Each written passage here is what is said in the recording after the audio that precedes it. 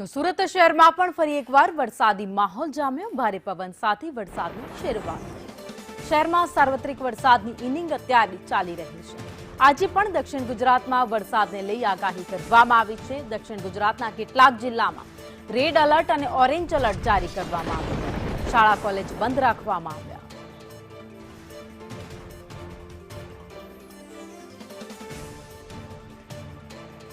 દક્ષિણ ગુજરાતમાં હવામાન વિભાગ તરફથી આજે પણ ભારે વરસાદની આગાહી કરવામાં આવી છે, જેના પગલે સુરત શહેરમાં સાર્વત્રિક વરસાદ છે તે વરસી રહ્યો છે। કાળા દિબાંગ વાદળ છાયા વાતાવરણ વચ્ચે જોઈ શકાય છે કે શહેરના તમામ વિસ્તારોમાં વહેલી સવારથી ધોધમાર વરસાદ વરસી રહ્યો છે।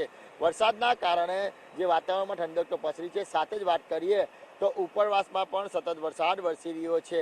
ઉપરવાસના કેચમેન્ટ એરિયામાં જે વરસાદ વરસી રહ્યો છે, જેના કારણે અત્યારે જે તાપી નદી છે તેની અંદર પાણી છોડવામાં આવ્યું છે, જેના કારણે તાપી નદીનો કોઝવે છે તે સતત ઓવરફ્લો ચાલી રહ્યો છે અને તાપી નદીમાં પાણી આવવાના કારણે તાપી નદી છે તે બે કાંઠે વહી છે।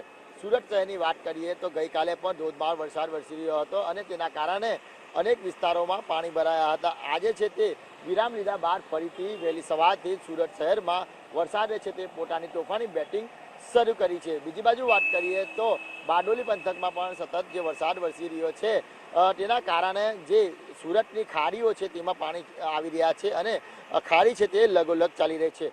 રાહતની વાત એ છે કે અત્યારે જે ખાડીનું લેવલ છે તે નીચું આવ્યું છે, એટલે જે નીચાણવાળા વિસ્તાર છે તેની અંદર પાણી ભરાયા હતા ગઈકાલે, એ આજે જે પાણી છે તે નીકળતા જે ક્યાંક ને ક્યાંક નીચાણવાળા વિસ્તાર, ખાસ કરીને વાત કરીએ તો પાંડેસરા વિસ્તારમાં આવેલા કૃષ્ણાનગર જેવી સોસાયટીની અંદર પાણી ભરાયા હતા તે ઓસરી ગયા છે, એટલે રાહતની શ્વાસ લીધી। એટલે દક્ષિણ ગુજરાતમાં હવામાન વિભાગ તરફથી જે આગાહી કરવામાં આવી હતી કે આજે પણ દક્ષિણ ગુજરાતની અંદર ભારેથી ભારે વરસાદ વરસી શકે છે, જેના કારણે જ તંત્ર તરફથી આજે સ્કૂલ અને શાળાઓ જે કહેવાય કે કોલેજની અંદર રજા જાહેર કરી દેવામાં આવી છે અને અત્યારે ફરીથી વરસાદ છે તે તોફાની બેટિંગ કરી રહ્યો છે।